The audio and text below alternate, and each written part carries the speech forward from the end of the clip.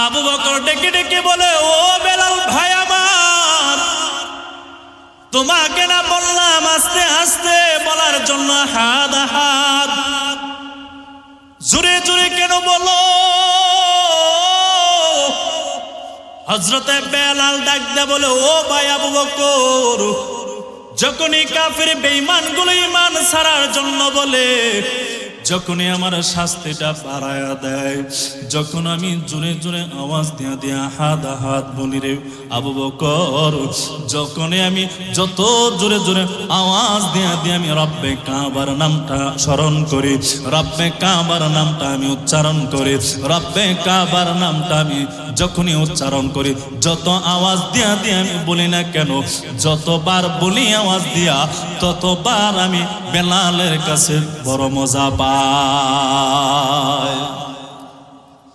সেই মায়েশাকে ফেরাউন বলে, ঈমানটা ছেড়ে দাও। মায়েশা বলে, না না, ঈমানটা ছাড়তে পারবো না।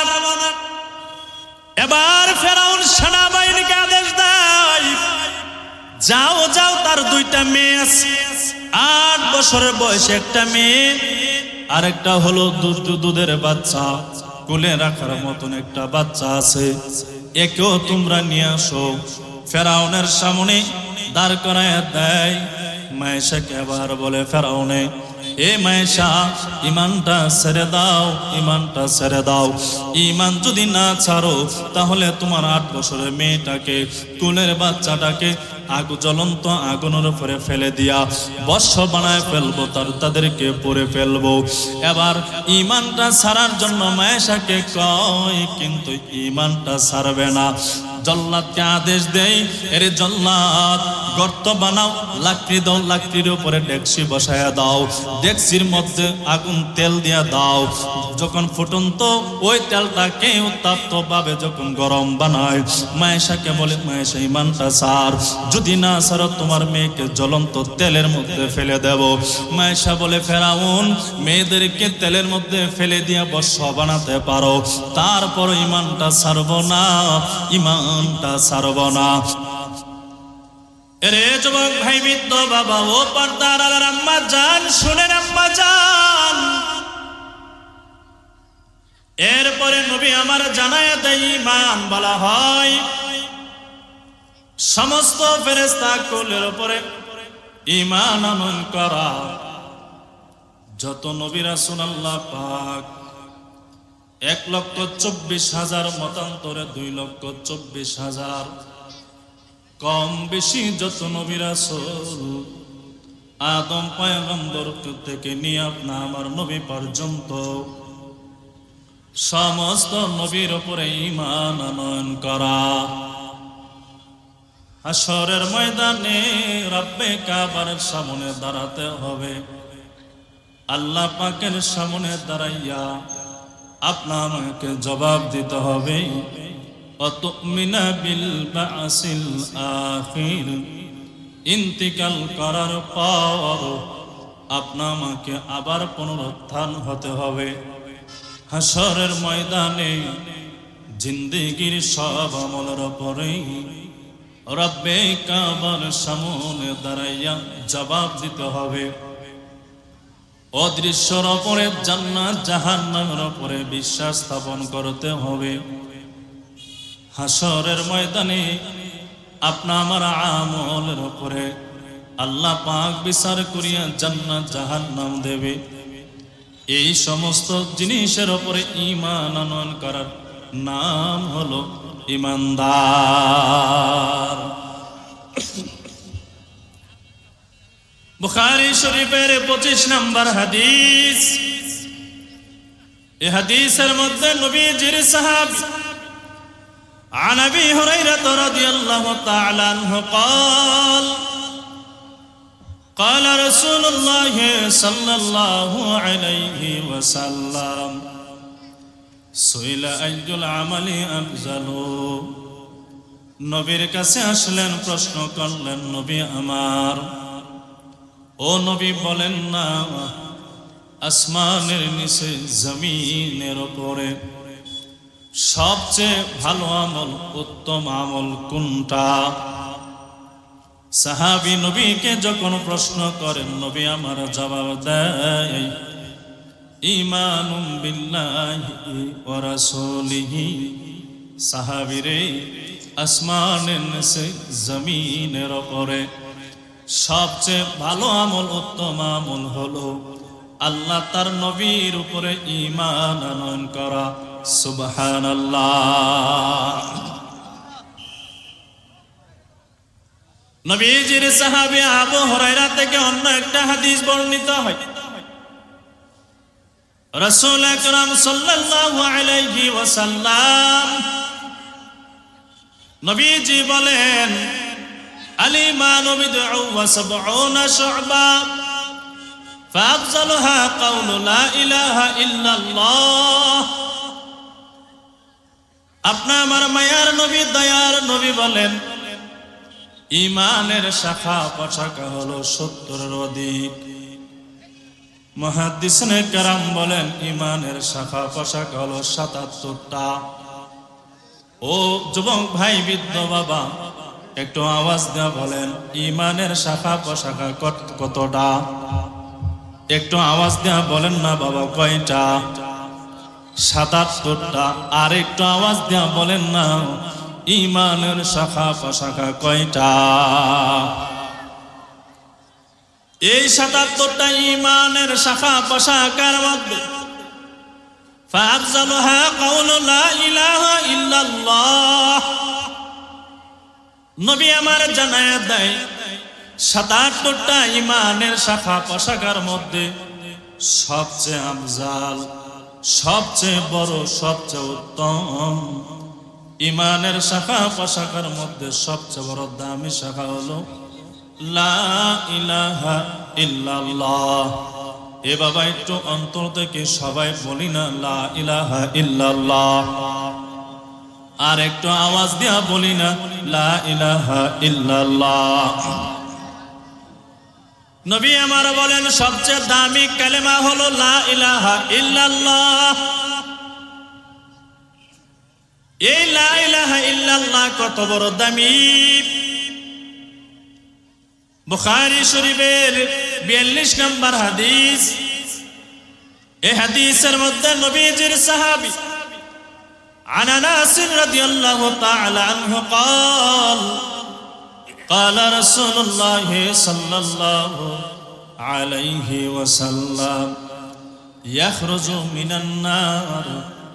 নবীজির সাহাবী হযরত আনাস রাদিয়াল্লাহু তাআলা আনহু হতে বর্ণিত, তিনি বলেন, রাসূল আকরাম সাল্লাল্লাহু আলাইহি ওয়াসাল্লাম ইরশাদ করেন, ইয়াখরুজু মিনান নার, ওই ব্যক্তিকে জাহান্নামের আগুন থেকে বের করে দেওয়া হবে।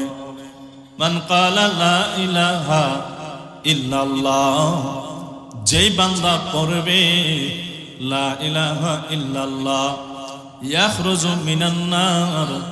নবী আমার বলেন, লা ইলাহা ইল্লাল্লাহ পড়নেওয়ালা বান্দাকে হাশরের ময়দানে রব্বে কাবা জাহান্নামের আগুন থেকে ক্ষমা করে দিবে। অফি কলবিহি ওয়াজনু শাঈরাতিন মিন ঈমান। এ যুবক ভাই, বৃদ্ধ বাবা,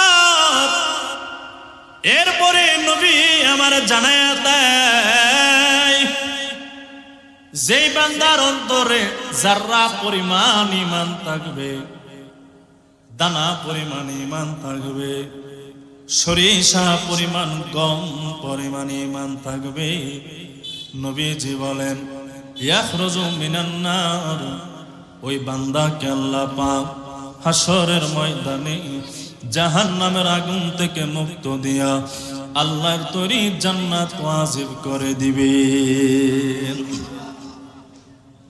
তাহলে বলেন তো, লা ইলাহা ইল্লাল্লাহ পড়লে লাভ না লস? একটু আওয়াজ দেয়া বলেন, লাভ না লস? আর একটু জোরে আওয়াজ দেয়া বলেন, লাভ না লস? এই লা ইলাহা ইল্লাল্লাহ নবী বলেন, ঈমানের শাখা প্রশাখা 77টার মধ্যে সবচেয়ে বড় দামি শাখা হলো লা ইলাহা ইল্লাল্লাহ। এখন এই লা ইলাহা ইল্লাল্লাহ পড়লে হাসরের ময়দানে আল্লাহ পাক আপনা আমাকে কি দান করবেন? কথা মনে বোঝেন নাই? কি দান করবেন? আরেকটা আওয়াজ দিয়ে বলি বাবা, কি দান করবেন? আরে যুবক ভাই, বৃদ্ধ বাবা, ও পর্দার আম্মা জান,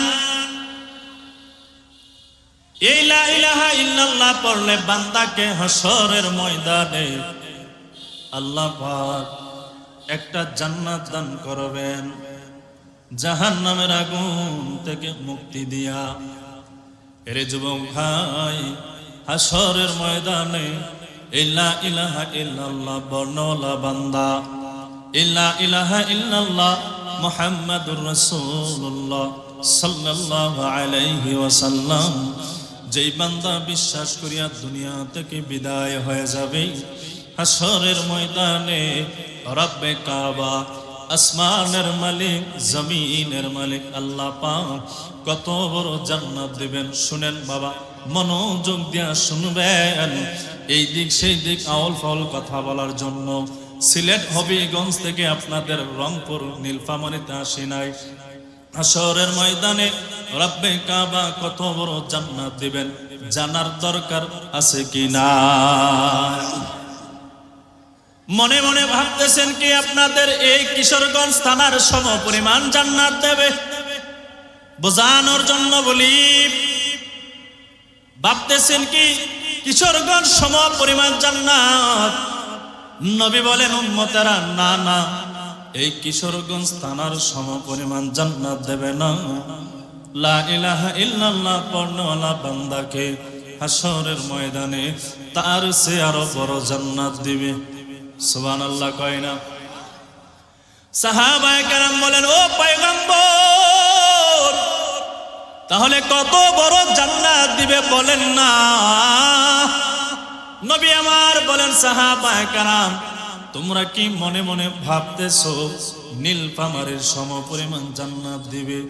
নবী বলেন, না রে সাহাবী, না না, তার চেয়ে আরো বড় জান্নাত দিবে। তাহলে কি রংপুর বিভাগ সম পরিমাণ জান্নাত দিবে? না না, তার চেয়ে আরো বড় দিবে। তাহলে কি সারা বাংলাদেশ সম পরিমাণ আল্লাহ পাক লা ইলাহা ইল্লাল্লাহ বর্ণওয়ালা বান্দারে জান্নাত দিবে? নবী বলবেন, সাহাবায়ে কেরাম, না না, তার চেয়ে আল্লাহ পাক আরো বড় জান্নাত দান করবেন। বাইরে শ্বাস টানে রে ভাই, শ্বাস টানে, শ্বাস টানে, প্রচুর শ্বাস টানে, মাইক ঠিক করেন। সাহাবায়ে কেরাম বললেন, নবী আমার, দুনিয়ার সম পরিমাণ কি জান্নাত দেবে? নবী আমার জানায় দেয়, ও সাহাবায়ে কেরাম আমার, এর চেয়ে আরো বড় জান্নাত দিবে। সুবহানাল্লাহ কয় না? তাহলে কত বড় জান্নাত দিবে?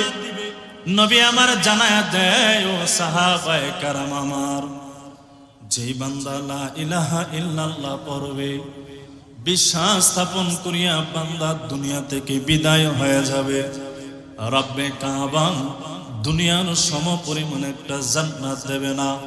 আল্লাহ পাক ওই লা ইলাহা ইল্লাল্লাহ বলনেওয়ালা, বিশ্বাস স্থাপন করনেওয়ালা বান্দাকে এই সম পরিমাণ একটা সম পরিমাণ জান্নাত নয়, এই দুনিয়ার একটা পরিমাণ জান্নাত নয়, এই দুনিয়ার সম পরিমাণ 10টা জান্নাত একত্রিত করলে যত বড় হবে।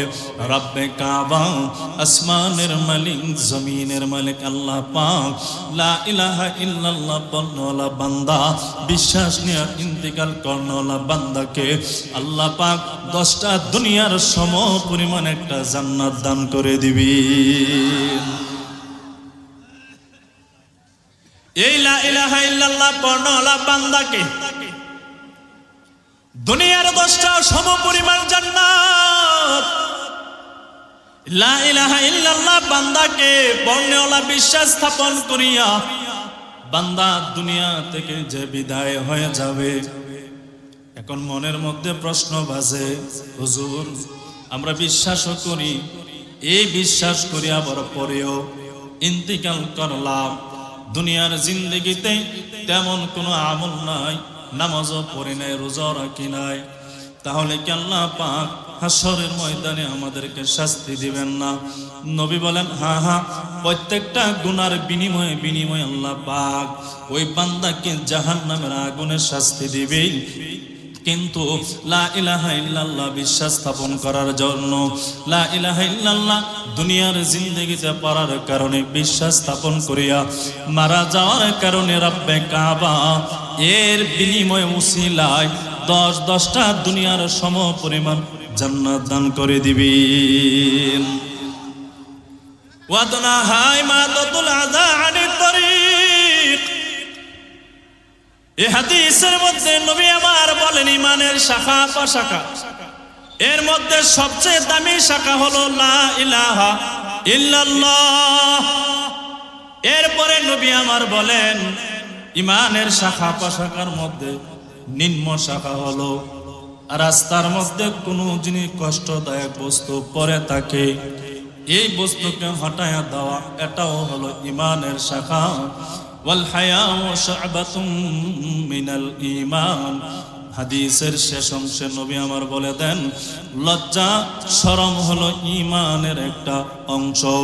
এর যুবক ভাই বৃদ্ধ বাবা শোনেন, আজকে দেখা যায় দাড়ি পেকে গেছে, 5 ওয়াক্ত নামাজ মসজিদে গিয়ে আদায় করে, আবার হোটেলে বসিয়া টেলিভিশনের পর্দার দিকে তাকাইয়া সুন্দরী পরিমণির চেহারার দিকে তাকায়া থাকে। কথা কয় না, কথা কয় না, ঠিক না? 5 ওয়াক্ত নামাজ পড়ে মসজিদের সভাপতিও, আবার সুদ খায় ঘুষ খায়, কথা কয় না, সুদের ব্যবসাও করে। কথা বলেন, কথা বলেন।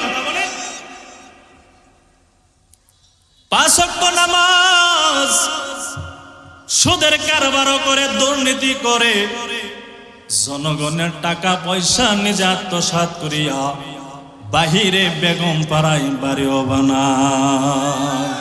কথা কয় না, কথা কয় না, বানাই রে। ওই হলো তারা ইমানদার মুমিন।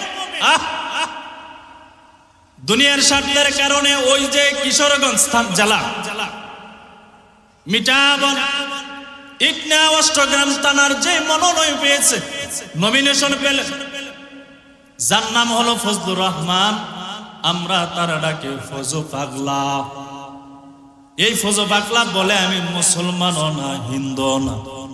আউযুবিল্লাহ কই না, আমি মুসলমানও না, আমি হিন্দু না। তাহলে আমি বলবো তুমি যদি মুসলমানও যদি না হও, হিন্দু যদি তুমি না হও, তাহলে আমি বলবো আল্লাহর জমিনের উপরে সবচেয়ে নিকৃষ্ট হায়াওয়ানের চেয়ে আরো তুমি বড় হায়াওয়ান, ঠিক কিনা?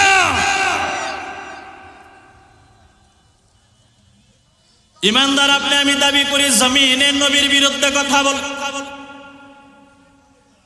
এই জমিন আল্লাহর, আসমান আল্লাহর। ও কিশোরগঞ্জের মুসলমান জবাব দেন, আসমান কার, জমিন কার, আইন চলবে কার, হুকুম চলবে কার? জোরে বলেন কার?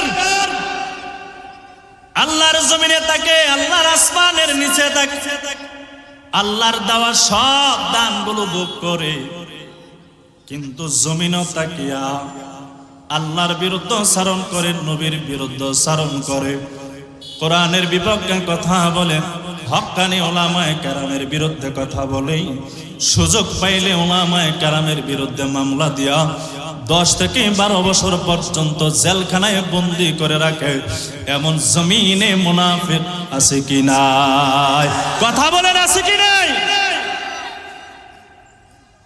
তুমি নবীর উম্মত দাবি করো, সুন্নাহ মানো না, নবীর অপমানে তোমার হৃদয় কাঁদে না।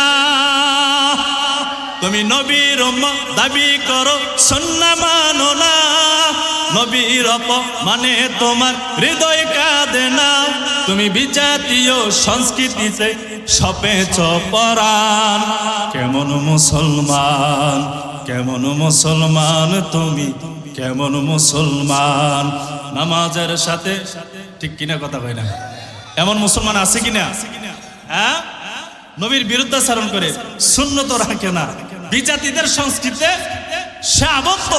কিন্তু দেখা যায় আবার নিজের দাবি করে আমার মতন খাঁটি ইমানদার মুমিন এই জমিনের কেউ নাই। কথা বলে না, কথা বলে না, কয় কিনা? এরে যুবক ভাই, বৃদ্ধ বাবা ও পর্দা আড়ালের আম্মা জান, শোনেন, মনোযোগ দিয়ে শুনে যান। ফেরাউনের জমানায় মায়েশা নাম করে একজন আল্লাহর খাস বান্দি ছিল। ঈমানের জন্য জীবন চলে যাবে, তারপরও তো মুমিন ঈমানদার চল পরিমাণ ঈমানটা বিক্রি করবে না। মায়েশা ছিল ফেরাউনের কন্যার মেয়ের দাসী ছিল। মায়েশার চুল আশ্রয় দেয়, যেই মাত্র চুল আশ্রয় দেয়, চুল আশ্রয় দেওয়ার সময় সময় হঠাৎ করিয়া হাত থেকে জমিনের উপরে চিরুনিটা পড়ে যায়। আল্লাহর বান্দি মায়েশার জবান থেকে অজান্তে অটোমেটিক বের হয়ে যায়, আল্লাহ ছাড়া যেই মানুষ অন্যকে খোদা বলে দাবি করবে, আল্লাহ বলে দাবি করবে, সে দুনিয়াতে ধ্বংস হোক, আখিরাত জাহান্নামে যাক। সুবহানাল্লাহ। যেই মাত্র আল্লাহর বান্দি মায়েশা বলল যে আল্লাহকে ছাড়া অন্য কাউকে আল্লাহ বলে দাবি করবে, সে দুনিয়া তো ধ্বংস হোক, আখিরাত ধ্বংস হোক। যেই মাত্র আল্লাহর বান্দি বলে, এই শব্দের আওয়াজটা আওয়াজখানা ফেরাউনের কন্যার কান বরাবর পৌঁছায় যায়। যেই মাত্র পৌঁছায় যায়, ফেরাউনের মেয়ে ডেকে ডেকে বলল, ও মায়েশা, তাহলে কি তুমি আমার বাবাকে ফেরাউনকে আল্লাহ বলে দাবি করো না? মায়েশা জবাব দেয়, না না, তোমার আব্বা ফেরাউনকে আমি আল্লাহ খোদা বলে দাবি করি না। তাহলে তুমি কাকে আল্লাহ বলে দাবি করো, খোদা বলে দাবি করো বলো? বলে, যিনি আমাকে বানালেন, তোমার আব্বা ফেরাউনকে যিনি বানালেন, তিনি হলেন আমাদের আল্লাহ। যেই মাত্র মায়েশা বলল, ফেরাউনের মেয়ের মেজাজটা বড় গরম হয়ে যায়। কেঁদে কেঁদে দৌড়ায় দৌড়ায় ফেরাউনের সামনে দাঁড়ায় যায়। ফেরাউনকে গিয়ে বলো, আমার আব্বা দুধ কলা খাওয়াইয়া কাল সাপ্ত আমাদের ঘরের মধ্যে লালন পালন করতেছি। কিরে মা কাদস কা কি হয়েছে বল? বলে, আব্বা জান, ওই যে আমার একজন দাসী মায়েশা নামে আছে, সে নাকি তোমারও আল্লাহ মানে না, আমারও তো তোমারে আল্লাহ মানে না, আরেকজনরে আল্লাহ বলে দাবি করে। যেই মাত্র বলল, ফেরাউনের মেজাজটা গরম হয়ে যায়। দারোয়ান পাঠাইয়া সেনাবাহিনী পাঠাইয়া দেয়, যাও যাও মায়েশাকে গ্রেফতার করে আমি ফেরাউনের সামনে দাঁড় করাইয়া দাও। আল্লাহর বান্দি মায়েশা যখন ফেরাউনের সামনে দাঁড়ায়া যায়, এ মায়েশা, তুমি নাকি আমি ফেরাউনকে আল্লাহ বলে দাবি করো না, রব বলে দাবি করো না? কেমন ইমানের পাওয়ার শুনেন। যেই মাত্র ফেরাউন দাঁড়াইয়া জিজ্ঞেস করলো, তুমি আমাকে খোদা বলে দাবি করো কি করো না? আমি ফেরাউনকে আল্লাহ বলে মানো কি মানো না? মায়েশা আল্লাহর বান্দি জবাব দেয়, ও ফেরাউন, শুনে নাও, শুনে নাও, আমি তোমাকে খোদা বলে মানি না। যিনি আমাকেও বানালেন, তুমি ফেরাউনকেও যিনি বানালেন, তিনি হলেন আমার আল্লাহ। সুবহানাল্লাহ। যেই মাত্র আল্লাহর বান্দি বলল, ফেরাউনের মেজাজ আরো গরম হয়ে যায়। কি কই রে, কি কই? আমারে তুমি আল্লাহ বলে দাবি করো না, তাহলে কে তোমার আল্লাহ? বলে, যার কোনো মরণ নাই, যার কোনো ছেলে মেয়ে নাই, যার মাও নাই, যার বাবাও নাই, যিনি সূর্যকে হুকুম দিলে উদিত হয়, যার হুকুমে সূর্য উদিত হয় আবার অস্ত যায়, যার হুকুমে দুনিয়ার সমস্ত মানব জীবিত আছে, যে আল্লাহ দুনিয়ার মানুষকে রিজিক দেয়, যে আল্লাহ যা মানুষদেরকে মরণ দেয়, হায়াত দেয়, এরে ফেরাউন তিনি হলেন আমার আল্লাহ। ফেরাউন বারবার তাকিন দিয়া বলে, এরে মায়েশা আমি ফেরাউনকে আল্লাহ বলে দাবি কর, আমি ফেরাউনকে খোদা বলে মেনে নেই, যদি না মানো তাহলে তোমার কঠিন শাস্তি দেওয়া হবে। মায়েশা ইমানদার আল্লাহর বান্দি জবাব দেয়, ফেরাউন যেই পরিমাণ পারো শাস্তি দাও, তারপরও আমি আল্লাহ থেকে দূরে সরব না। যেই ট্যাবলেট আমি ইমানের ট্যাবলেট খেয়েছি, যে ইমানের ট্যাবলেট আমার কলিজার মধ্যে ঢুকে পড়েছে, যে ইমানের ট্যাবলেট আমার সারা শরীরের মধ্যে চলে গেছে, ওই ইমানের ট্যাবলেট আমি ছাড়ব না, ছাড়ব না। আমাকে একবার নয় 1000 বার হত্যা করতে পারো, তারপরও আমি ইমান ছাড়ব না। নবীর সাহাবী হযরতে বেলালের দিকে তাকাইয়া দেখেন, উমাইয়া হাবশির গোলাম হযরতে বেলাল আপনা আমার মায়ার নবীর উপরে ঈমান এনেছে। বেলালকে বারবার চাপ দেয়, ও বেলাল ঈমানটা ছেড়ে দাও, মুহাম্মদের দরবার ছেড়ে দাও। হযরতে বেলাল বলে, যে ট্যাবলেট আমি খেয়েছি, ট্যাবলেট তো আর বের করার কোনো সুযোগ নাই, আমি ঈমানটা ছাড়তে পারবো না, মুহাম্মদের দরবারও আমি ছাড়তে পারবো না। আল্লাহ পাক সূরা আনকাবুতের 2 নম্বর আয়াতের মধ্যে জানায় দেয়, আহাসিবান নাস আইয়ুতরাকু আইয়াকুলু আমান্না ওয়া হুম লা ইফতিনুন।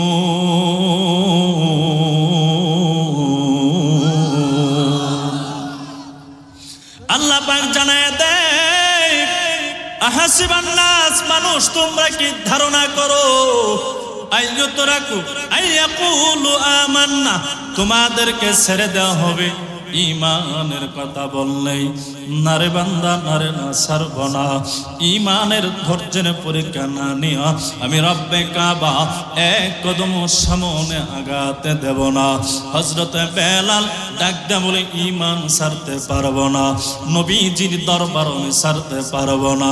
উমাইয়া মনে হযরতে বেলাল নবীজির প্রাণপ্রিয় সাহাবী মুয়াজ্জিন মরুভূমির প্রান্তে নিয়ে যায়, শরীরের জামা কাপড়টা খুলে নেয়, শরীরের জামা কাপড়টা খুলিয়া জ্বলন্ত আংরার উপরে শোয়া দেয় রে বাবা, পিঠকানা জ্বলন্ত আংরার উপরে দিয়ে দেয়, পেটের উপরে বিশাল বড় পাথর দিয়া হযরতে বেলালের বুকের উপরে রেখে দেয়, আর নিচে কোমরে হলো জ্বলন্ত আংরা, জ্বলন্ত আংরা, জ্বলন্ত আংরা, নিচ দিয়া কোমর দিয়া ঠাস ঠাস ঠাস ঠাস করিয়া ওই চামড়াগুলো পড়তেছে, আর উপরে বিশাল বড় একটা পাথর নবীজির সাহাবী বেলালের বুকের উপরে দিয়া বলে, রে বেলাল এখনো সময় আছে, ঈমানটা ছেড়ে দাও, এখনো সময় আছে, মুহাম্মদের দরবার ছেড়ে দাও।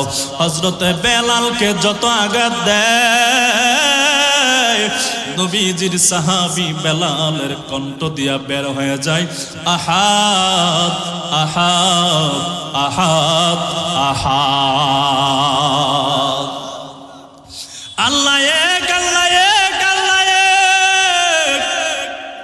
হযরতে বেলালকে যত শাস্তি দেয় ততই বড় বড় আওয়াজ দিয়া বলে, আহাদ। নবীজির সাহাবী আবু বকর রাদিয়াল্লাহু তাআলা আনহু যেই জায়গায় শাস্তি দেয়, কিছু দূর রাস্তা দিয়া নবীজির সাহাবী বেলাল হযরত আবু বকর যায়। আবু বকর ডেকে ডেকে বলে, বেলাল ও বেলাল তুমি আহাদ আহাদ আস্তে আস্তে বলিও, আস্তে আস্তে বলিও, শোনাইয়া শোনাইয়া বলিও না, আওয়াজ দিয়ে দিয়ে বলিও না, যদি বলো তাহলে তারা তোমাকে শাস্তি আরো বাড়াইয়া দিবে। হযরতে আবু বকর বলিয়া চলে যায়। কেমন ঈমানটা শুনেন বাবা, শুনে যান, মুমিনের ঈমানদার মুসলমানের ঈমানের পাওয়ারটা কেমন হওয়ার দরকার। দরকার। আবু বকর চলে যায়। কিছুক্ষণ পর আবার আবু বকর যখন একই রাস্তা দিয়ে আসতেছে, তাকাইয়া দেখে, আবার শুনে দেখে, আবার শুনে নবীজির সাহাবী বেলালের জবান দিয়া আহাদ আহাদ আহাদ।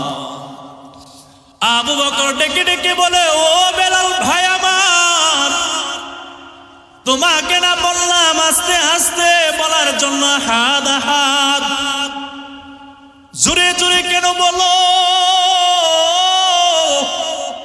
হযরতে বেলাল ডাক দিয়ে বলে, ও ভাই আবু বকর, যখনই কাফের বেঈমান গুলো ঈমান ছাড়ার জন্য বলে, যখনই আমার শাস্তিটা বাড়ায়া দেয়, যখন আমি জোরে জোরে আওয়াজ দিয়া দিয়া আহাদ আহাদ বলি রে আবু বকর, যখনই আমি যত জোরে জোরে আওয়াজ দিয়া দিয়া আমি রব্বে কাবার নামটা স্মরণ করি, রব্বে কাবার নামটা আমি উচ্চারণ করি, রব্বে কাবার নামটা আমি যখনই উচ্চারণ করি, যত আওয়াজ দিয়া দিয়া আমি বলি না কেন, যতবার বলি আওয়াজ দিয়া, ততবার আমি বেলালের কাছে বড় মজা পাই। সেই মায়েশাকে ফেরাউন বলে, ঈমানটা ছেড়ে দাও।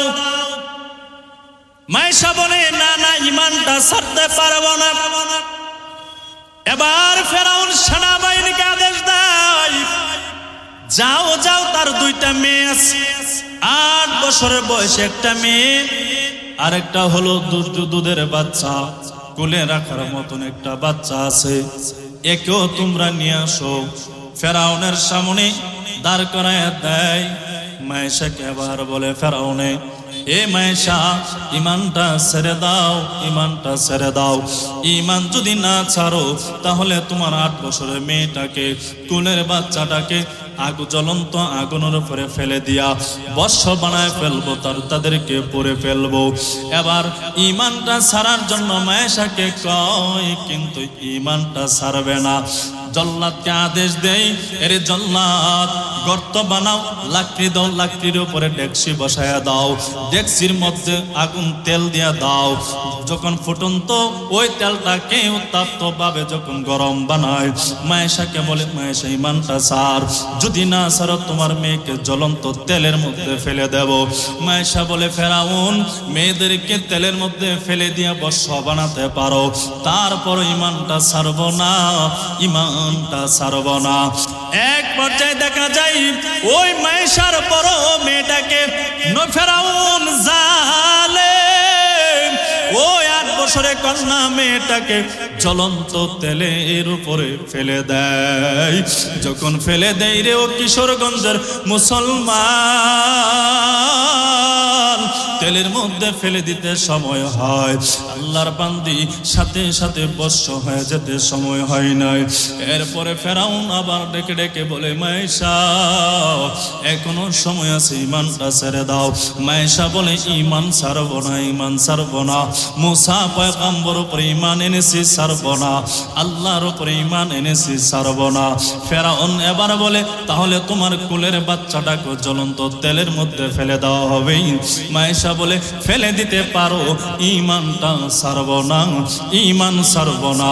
ফেরাউন রাগান্বিত হইয়া ওই কোলের দুধের বাচ্চাটাকে জ্বলন্ত তেলের মধ্যে ফেলে দেয়। নাউজুবিল্লাহ। যেই মাত্র দুধের বাচ্চাটাকে জ্বলন্ত তেলের উপরে ছেড়ে দেয়, মায়েশার চোখ বেয়ে টপ টপ করে পানি পড়তেছে। ফেরাউন মনে মনে ভাবে, এখন মনে হয় মায়েশা আমি ফেরাউনকে খোদা বলে দাবি করবে। মায়েশার কানে কানে কানের কাছে গিয়া ফিসফিসাইয়া বলে, রে মায়েশা, মনে হয় তুমি মরণের ভয় পাইছো। মায়েশা জবাব দেই, রে ফেরাউন, আমি মরণকে ভয় পাই নাই, ভয় পাই নাই, বরঞ্চ আমি চিন্তা করতেছি, মালিক গো, যদি একটা জীবন না দিয়া যদি 1000টা জীবন দিতেন, 1000টা জীবনও আপনার রাস্তায় আমি মায়েশা কোরবান করে দিতাম।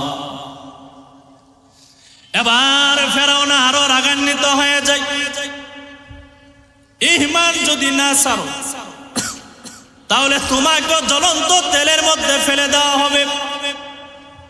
মায়েশা আল্লাহর বান্দি ডাক দিয়ে বলো, ও ফেরাউন, আমি মায়েশাকে জ্বলন্ত তেলের উপরে ফেলে দাও, এরপরও আমি ঈমানটা ছাড়ব না। তবে রে ফেরাউন, তেলের মধ্যে ফালানোর আগে আমার একটা দরখাস্ত আছে, আরজি আছে, এই দরখাস্তটা তোমাকে মানতে হবে। ফেরাউন ডাক দিয়ে বলে, মায়েশা কি এমন আরজি, কে এমন দরখাস্ত বলো। ফেরাউনকে এবার মায়েশা ডেকে ডেকে বলে, আমাকে যখন জ্বলন্ত তেলের মধ্যে ফেলে দিবা, আমার চামড়াগুলো গোস্তগুলো যখন বর্ষ হয়ে যাবে, আমার কন্যাদের হাড্ডিগুলো আর আমার শরীরের হাড্ডিগুলো হাড়গুলো একত্রিত করিয়া বাঁধিয়া এক জায়গার মধ্যে কবর দিয়া দিবা। ফেরাউন বলে, মায়েশা ঠিক আছে, তোমার ওয়াদা আমি পূরণ করব। এবার ওই জ্বলন্ত তেলের আওয়াজ থেকে গায়েবানে একটা ওই মাসুম বাচ্চা, দুধের বাচ্চার আওয়াজটা বেশে উঠে দুধের বাচ্চারা চিল্লায় আওয়াজ দেয়, আম্মা জান ভয় করবেন না, আম্মা জান ভয় করবেন না।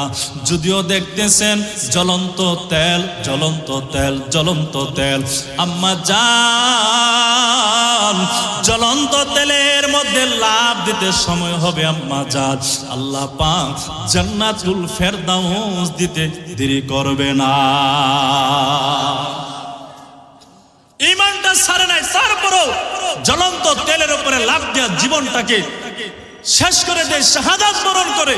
ফেরাউন শর্ত মতো দুই মেয়ে আর মায়েশাকে এক জায়গায় হাড়গুলো একত্রিত করিয়া বাঁধিয়া দাফন করে নবী আমার বর্ণনা করেন, মেরাজে যখন জিবরাইল আমিনের সাথে নবী মেরাজে যাবেন, প্রায় অনেক দূর থেকে ওই যে মায়েশার দুই মেয়ের কবর থেকে খুশবে আম্বরের জান্নাতের খুশবের ঘ্রাণ অটোমেটিক নবীজির নাক বরাবর চলে আসছে। নবী আমার ডেকে বলে, জিবরাইল ভাই, এত সুন্দর ঘ্রাণ, মেশকে আম্বরের ঘ্রাণ কোথায় থেকে আসে? জিবরাইল ডেকে ডেকে বলে, নবী আমার, ওই যে ফেরাউনের জামানায় ঈমান আনয়ন করেছিল, তার কবর থেকে জান্নাতের ঘ্রাণ বের হচ্ছে। সুবহানাল্লাহ।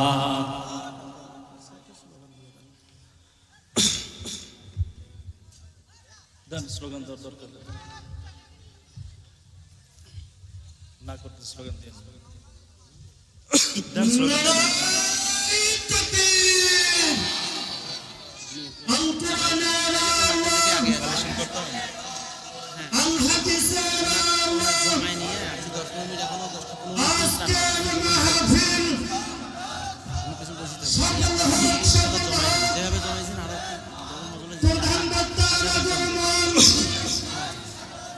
শুভেচ্ছা হিসাবে চাকরাবাসীর পক্ষ থেকে, কিশোরগঞ্জবাসীর পক্ষ থেকে লাল গোলাপ শুভেচ্ছা। নারায়ে তাকবীর। আমার কলিজার টুকরা জুবাইর আহমদ তাশরিফ ভাই, ভাইজানকে আগ থেকে মহব্বত করে ভালোবাসি, সরাসরি দেখা হয় নাই, কিন্তু আল্লাহ পাক আমি নাখান্দা অযোগ্যকে এত বড় একজন মানুষ, প্রিয় মানুষের সাথে আজকে সাক্ষাৎ হয়েছে, নিজেকে অনেক বড় ভাগ্যবান মনে করতেছি। আশা করি আমার সাথে সাথে আপনারাও জুবাইর আহমদ তাশরিফ ভাইকে পেয়ে নিজেদেরকে ধন্য মনে করতেছেন। কথা বলে না, ধন্য মনে করতেছেন কিনা?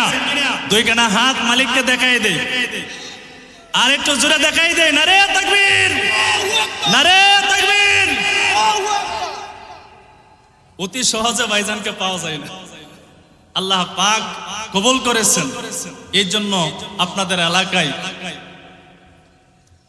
ওনাকে আল্লাহ কবুল করেছেন, এই জন্য আসতে পেরেছেন। ভাই আসছেন কলিজা থেকে, ভাইজানের জন্য আমরা মুবারকবাদ জানাই, লাল গোলাপের শুভেচ্ছা জানাই। যাক, বেশি লম্বা করবো না, ভাইজান চলে আসছে, সংক্ষিপ্ত করে নেই। তাহলে ইমানদার আল্লাহ পাক বলেন, ইস্তাঈনু বিস-সাবরি ওয়াস-সালাহ, ধৈর্য এবং নামাজের মাধ্যমে আমি রব্বে কাবার কাছে সাহায্য চাও। ইন্নাল্লাহা মা'আস-সাবিরিন, নিশ্চয় আমি রব্বে কাবা, আমি আল্লাহ ধৈর্যশীল বান্দা বান্দেদের সাথে আছি। চিল্লে একবার বলি সুবহানাল্লাহ। রে যুবক ভাই বৃদ্ধ বাবা ও পর্দার আম্মা জান, শোনেন আম্মা জান, এবার আল্লাহ পাক জানায় দেয়, ও মুমিন ও ইমানদার, দুনিয়ার জিন্দেগিতে আমি রব্বে কাবা তোমাদেরকে পাঠালাম। কেন রে বান্দা পাঠালাম? ওই যে রুহের জগতে আমি রব্বে কাবার সামনে দাঁড়ায়া ওয়াদা করেছিলাম, আমি রব্বে কাবা তোমাদের রব। এই রব মানো কি মানো না, দুনিয়ার জিন্দেগিটাকে আমি আল্লাহ পরীক্ষার হল বানায় দিলাম ঈমান ও ধৈর্যের পরীক্ষা নেওয়ার জন্য। এরে যুবক ভাই শুনেন, সমস্ত নবী আম্বিয়া কারামের ঈমানের ধৈর্যের পরীক্ষা আল্লাহ পাক নিয়েছেন। সমস্ত মুমিন ঈমানদারের ধৈর্যের পরীক্ষা আল্লাহ পাক নেবেন। সাহাবায়ে কারামের ঈমানের ধৈর্যের পরীক্ষা আল্লাহ পাক নিয়েছেন। আমি একটা ছোট্ট ঘটনা বলে আমার বয়ানটা আমি শেষ করে দেব। নবী আমার সমস্ত আইয়ুব নবীর ঈমানের ধৈর্যের পরীক্ষা আল্লাহ নিয়েছেন। পয়গম্বর ইব্রাহিম আলাইহিস সালাতু ওয়াস সালামের ধৈর্যের পরীক্ষা আল্লাহ নিয়েছেন। পয়গম্বর ইসমাঈল আলাইহিস সালাতু ওয়াস সালামের ধৈর্যের পরীক্ষা আল্লাহ পাক নিয়েছেন। আমার নবীজির ঈমানের ধৈর্যের পরীক্ষা আল্লাহ পাক নিয়েছেন। নবীজির আদত ছিল কোন যুদ্ধে যখন নবীজি যাবেন, মা ফাতেমার সাথে নবী আগে সাক্ষাৎ করতেন। যুদ্ধে থেকে যখন আসবেন, সর্বপ্রথম ফাতেমার সাথে নবী আমার সাক্ষাৎ করতেন। সুবহানাল্লাহ। নবী আমার যুদ্ধ থেকে ফিরত আসার পরে ফাতেমার দরজার সামনে নবী আমার দাঁড়ায়া যায়। ফাতেমাকে নবী আমার সালাম দেয়, আসসালামু আলাইকুম ইয়া ফাতেমা। সালামের ঘরের ভিতর থেকে ফাতেমা সালামের জবাব দেয় নাই, কোনো শব্দ করে নাই। নবী আমার দ্বিতীয়বার আবার সালাম দেয়, ফাতেমা সালামের জবাব দেয় না। তৃতীয়বার নবী আমার সালাম দেয়, ফাতেমা সালামের জবাব দেয় নাই। নবী আমার হাউমাউ করে কান্নার আওয়াজটা বাড়ায়া দেয়। নবীজি ডেকে বলে, ফাতেমা রে, অন্যদিন আমি নবী দাঁড়াইয়া ঘরের দরজার সামনে একবার সালাম দিতে সময় হয়, ফাতেমা সালামের জবাব দিয়া আমি নবীজির জন্য ঘরের দরজা খুলে দিতে সময় হয় না। এরে ফাতেমা, আজকে আমি নবীজি কি এমন অন্যায় করলাম, অপরাধ করলাম, যে অন্যায়ের কারণে আমি নবীজির সালামের জবাবটা দাও না, ঘরের দরজা খানাও খুলে দাও না? ফাতেমা, আমি নবীজি এমন কি অন্যায় করলাম, অপরাধ করলাম? এরে যুবক ভাই বৃদ্ধ বাবা ও পর্দার আম্মা জান, শুনেন আম্মা জান, মনোযোগ দিয়ে শুনে যান। এবার ঘরের ভিতর থেকে ফাতেমা সালামের জবাব দেয়া বলে, ও আমার আব্বা জান, আপনি কোনো অন্যায় করতে পারেন না, আপনি কোনো অপরাধ করতে পারেন না। আপনি তো রাহমাতুল লিল আলামিন, সাইয়্যিদুল মুরসালিন, খাতামুন নবিয়্যিন, নবী আমার কোনো আপনি অন্যায় করতে পারেন না। এরে ফাতেমা, যদি আমি নবী কোনো অন্যায় না করে থাকি, তাহলে কেন সালামের জবাব দাও নাই, ঘরের দরজাটাও খুলে দাও নাই? এবার ফাতেমা আওয়াজ দেয়া বলে, ও নবী আমার, ও নবীজি, অন্যদিন সালাম দেওয়ার পর সালামের জবাব দিয়া ঘরের দরজা খানা খুলে দিতাম, আজকে কেন দেই নাই নবী জানেননি? নবী আমার ডেকে বলে, ফাতেমা, কেন ঘরের দরজা খানা খুলে দাও না? এবার ফাতেমা জবাব দেয়, নবী আমার, অন্যদিন সালাম দেওয়ার পর ঘরের দরজা খানা খুলে দিতাম। ওই দিন আমি ফাতেমার শরীরে পর্যাপ্ত পরিমাণ কাপড় থাকতো, আমি ফাতেমার 17টা টাকা থাকতো। আজকে কেন সালামের জবাব দেই নাই, ঘরের দরজা খানা খুলে দেয় নাই? আব্বা জানেননি, আজকে আমি ফাতেমার শরীরের মধ্যে সেই পরিমাণ পর্যাপ্ত কাপড় নাই, যার কারণে আমি ফাতেমা সালামের জবাবটা দেই নাই। এবার নবী আমার হাউমাউ করে কান্নার আওয়াজ নবীজির কাঁধের মধ্যে বাড়তি একটা চাদর মুবারক ছিল। এই চাদরটা ঘরের দরজার ফাঁক দিয়া ফাতেমারে দেয়। নবী বলে, ফাতেমা চাদরটা দিয়া শরীরটা ঢাকো, আমি নবীর জন্য ঘরের দরজাটা খুলে দাও, তোমাকে দেখব, আমার কলিজা টুকরা নাতি হাসান হুসেনকে একটা নজর দেখব। দরজাখানা যখন খুলে দেয়, নবী আমার ঘরের যায়, এক কদম সামনের দিকে দেয়, আর ফিরাইয়া ফিরাইয়া ফাতেমার চেহারার দিকে নবী বারবার তাকায়, বারবার তাকায়, বারবার তাকায়। নবীজি হাউমাউ করে কান্নার আওয়াজ দেয়। ফাতেমা ডাক দেয়, বলে, নবী আমার ঘরের দরজা খুলে দেয় না, এই জন্য কান্নার আওয়াজ দিলেন। ঘরের দরজা তো খুলে দিলাম, তারপরে কেন আবার কাঁদেন? নবী বলে, ফাতেমা তুমি কি কয়দিন পর্যন্ত মনে খাবার দাবার খাও নাই?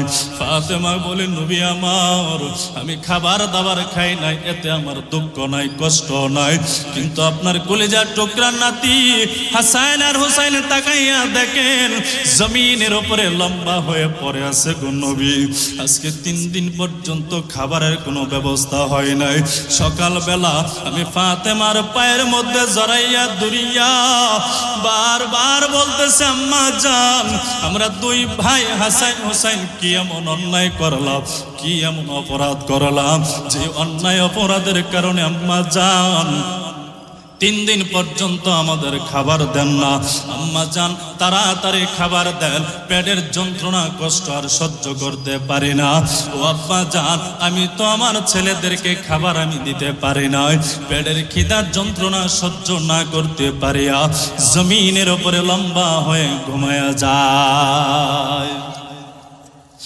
আবার নবী আমার হাউমাউ করে কান্নার আওয়াজ দেয়, ফাতেমাও দেয়। নবীজির কান্নার আওয়াজটা যখন হাসান আর হুসাইনের কান বরাবর পৌঁছে যায়, হাসান হুসাইনের ঘুম ভেঙে যায়। তাকাইয়া দেখে নবী আমার হাসান হুসাইনের ঘরের মধ্যে দেখা যায় উপস্থিত আছে। দৌড়াইয়া নবীজির সামনে দাঁড়াইয়া যায়। ও নানা আপনি আসছেন, ভালো করছেন, আপনার কাছে আজকে একটা অভিযোগ দেব, আজকে আপনার কাছে একটা বিচার দেব। ও নানা বিচারটাকে আপনি করবেন? নবী বলেন, হাসান হুসাইন অবশ্যই আমি নবী বিচার করব। ও নবী এই বিচারটা যদি বিবাদী যদি আপনার কলিজার টুকরা ফাতেমা যদি হয়, ও নবী তারপরও কি আপনি বিচার করবেন?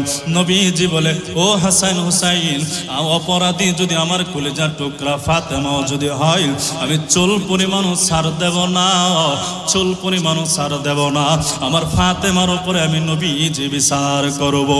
এবার হাসান হুসাইন সামনে গিয়া জামা মুবারকটা উপরের দিকে উঠাইয়া ডাক দেয়া বলো, ও নানা আমার, ও নানা একবার তাকাইয়া দেখেন 3 দিন পর্যন্ত আপনার কলিজার টুকরা ফাতেমা নবী গো আমাদেরকে খাবার দেয় নাই, খাবার দেয় নাই, যার কারণে আমরা 2 পায়ে হাসান হুসাইনের পেট পিঠের সাথে লেগে গেছে। এবার যে মাত্র হাসান হুসাইন অভিযোগ দেয়, নবী আমার হাউমাউ করিয়া কান্নার আওয়াজটা বাড়ায়া দেয়। হাসান হুসাইন ডাক দিয়া বলেন, নানা বিচারটা আপনার মেয়ে ফাতেমার কাঁধে পড়েছে, এই জন্য আপনি হাউমাউ করিয়া কান্নার আওয়াজটা বাড়ায়া দিলেন। এখন চিন্তা করতেছেন আপনি বিচার করবেন কি করবেন না। নবী আমার কান্নার আওয়াজটা দিয়া বলে, ও হাসান হুসাইন বিচার করব কি করব না, এই জন্য নবী আমি কান্নার আওয়াজটা বাড়ায় দেই না রে। শুন হাসান হুসাইন 3 দিন পর্যন্ত খাবার না পাইয়া মায়ের বিরুদ্ধে মায়ের বাবার কাছে নালিশ দাও। রে হাসান হুসাইন একবার তাকাইয়া দেখো, আমি যেই নবীর জন্য আল্লাহ আসমান বানালো, আমি যেই নবীর জন্য আল্লাহ জমিন বানালো, আমি যেই নবীর জন্য আল্লাহ গাছপালা তরলতা বানালো, আমি যেই নবীর জন্য আল্লাহ জান্নাত জাহান্নাম বানাইলো, রে হাসান হুসাইন 3 দিন পর্যন্ত খাবার না পাইয়া মায়ের বিরুদ্ধে নালিশ, আর তাকাইয়া দেখো আমি নবীজি 7 দিন পর্যন্ত খাবার না পাইয়া আমি নবীজির পেটের মধ্যে 7টা পাথর বেঁধেছি। ধৈর্যের পরীক্ষা নবীকে আল্লাহ নিয়েছে।